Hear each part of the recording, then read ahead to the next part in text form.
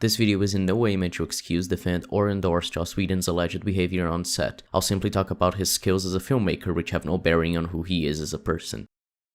Ever since Avengers 2012, I feel like Marvel has been trying very hard to replicate what Joss Whedon achieved with the tone of that film. He was able to make a film with fully fleshed out characters while dealing with 6 main characters, 1 pretty major side character, and a super interesting villain, while putting the entire world at stake and setting up the next 7 years of the Marvel Cinematic Universe, all while making the film lighthearted and funny, which is honestly a really impressive feat. However, Marvel's attempts to replicate his humor have become worse and worse as time goes on, with only James Gunn being able to fully replicate their writing style without hurting his stories. So what I would like to do now is explore why Joss Whedon's humor works so well, how he implements it in his stories compared to the MCU after Age of Ultron, and why the MCU hasn't been able to replicate it yet.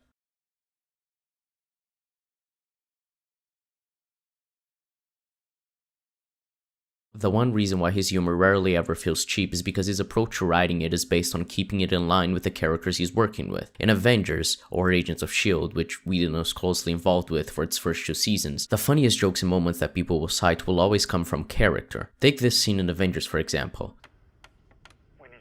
Are you kidding? I'm working. This takes precedence. I'm in the middle of an interrogation. This moron is giving me everything. Joss Whedon is reintroducing us to Natasha in this film, and she wasn't much of a character in Iron Man 2 beyond badass hot lady, but Whedon uses this scene to already show she's much more than that. I won't break down the entire scene because I think Mahler's already done a great job of that in his video. The scene starts with her being interrogated and tortured, and she looks very distressed, which causes the interrogator, the guy leading this operation, to say she's nothing but a pretty face, and then she says,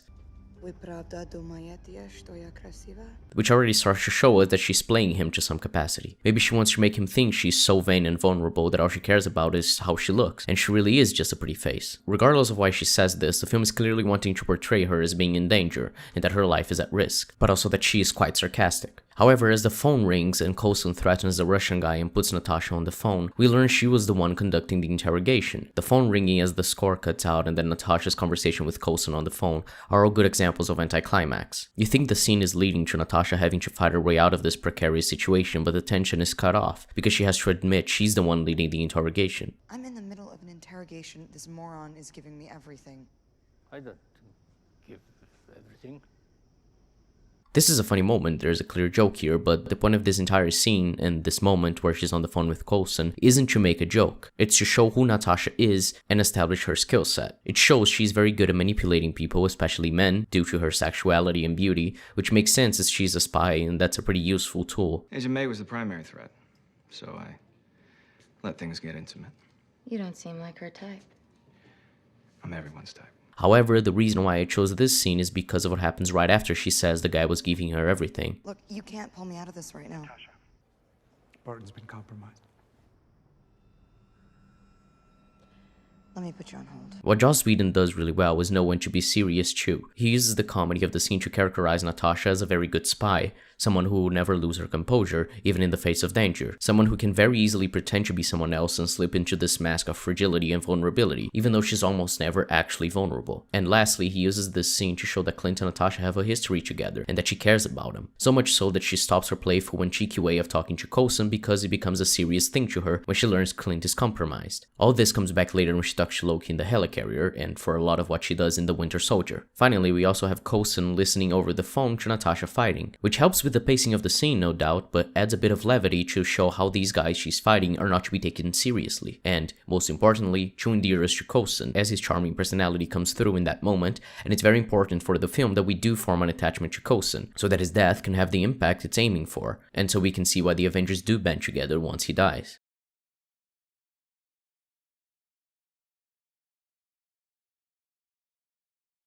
So, as we can see, the way Whedon uses his humor in his films does indeed add levity and make them more fun, but he never fails to remember that it's important to have moments that are taken seriously. But the MCU misunderstood what Whedon did for simply having comic relief moments in the middle of important and serious scenes. I want to use 2 examples, Shang-Chi and Avengers Infinity War. Firstly, with Shang-Chi. If you've seen my video about this film, you probably know which moment I'm talking about, but it's the joke about steak, when Shang-Chi and Katie are on the plane. I was willing to do anything he wanted. If he asked me to burn the world down, I would have asked him. Beef or vegetarian?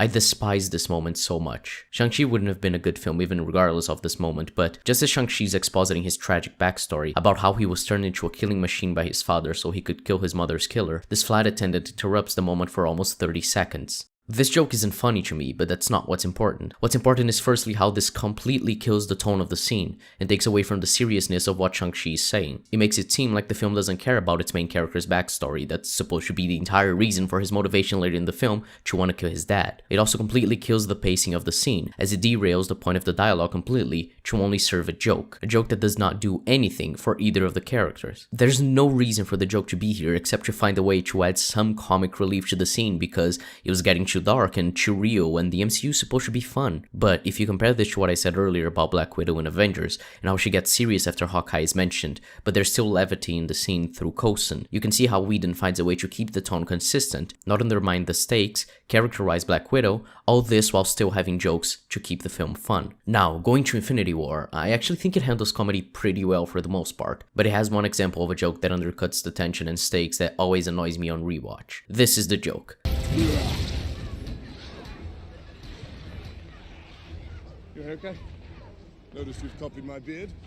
Now, I actually think the Groot part of the joke is funny. By the way, this is a friend of mine, Tree.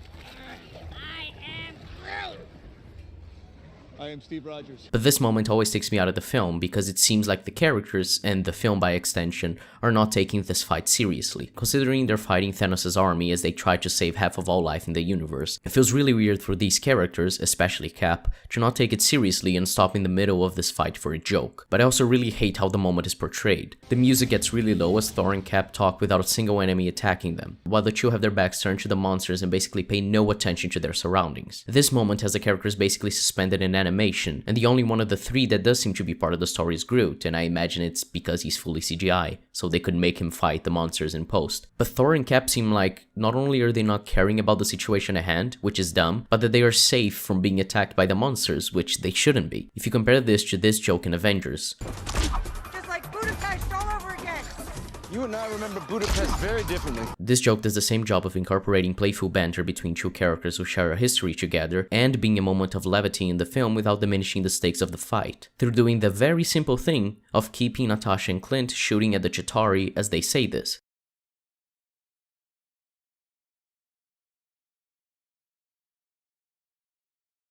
The last thing I want to mention is the reason why I think the MCU has failed to replicate Whedon's humor. I'm fairly certain that the Marvel execs, namely Kevin Feige, took the positive reception to Whedon's witty and snarky dialogue to believe that simply having witty dialogue or funny moments during action scenes will make the film have a larger audience appeal, instead of trying to understand why or how Whedon implemented his jokes. I'm pretty sure you can see how this scene in Age of Ultron. Okay, look, the city is flying. We're fighting an army of robots. And I have a bow and arrow.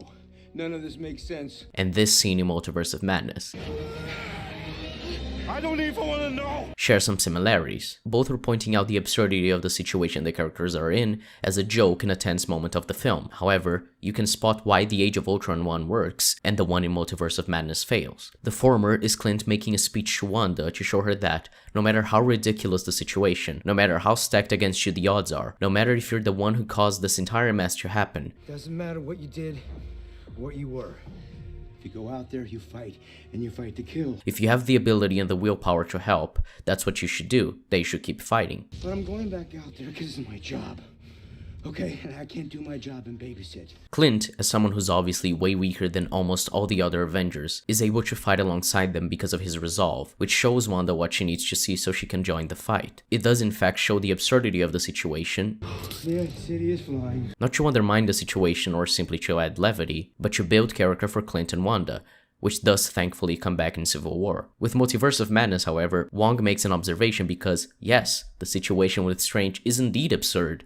He's a zombie now and he's controlling spirits of the damned to fight the Scarlet Witch. That sure is ridiculous, but is there any character reason for him to say this? No. In fact, it goes against his characterization from the first Doctor Strange film, since he would definitely be worried about the consequences of what Strange is doing here, and how it might cause problems for their reality and its stability. And he would also be worried about Strange himself, seeing as Strange dreamwalking to Defender Strange's body would indicate to Wong that, Doctor Strange is now using the Darkhold, which could corrupt Strange's mind and soul. So it doesn't work on a character level, but how about for the tone? Well, it doesn't work for tone either, because it's basically lampshading away all the implications of Strange dreamwalking into the body of dead Defender Strange, seeing as the incursion rules have been established earlier and would mean that MCU 616 and a couple other universes are in danger of being destroyed via an incursion. The film not taking these implications seriously hurts its stakes, because the characters don't seem to care that universes are now in danger because of what Strange is doing. You still think there will be no consequences, Strange? We broke our rules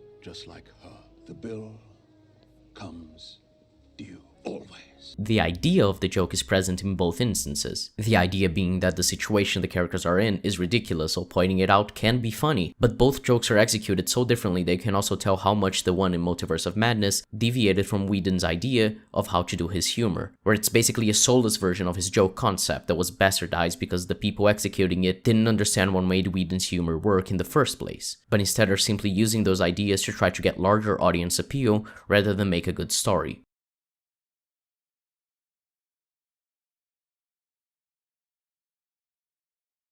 To conclude this video, I just think that Whedon gets a bad rep for being the precursor of the infamous Marvel humor, despite executing it well himself. With that, I think the MCU, if it keeps going in this direction of hiring inexperienced writers who need to rush their films out to keep Disney's content machine going, will become worse and worse in taking itself seriously as it flanderizes itself into a less sincere, characterless franchise that once knew how to handle itself way more coherently. Considering James Gunn is leaving after Guardians 3 and Chloe Zhao's Eternals wasn't received well, my hopes for the MCU's comedy and character writing are very low. But maybe we'll see someone who, like Whedon, knows how to handle tone and character the way he did.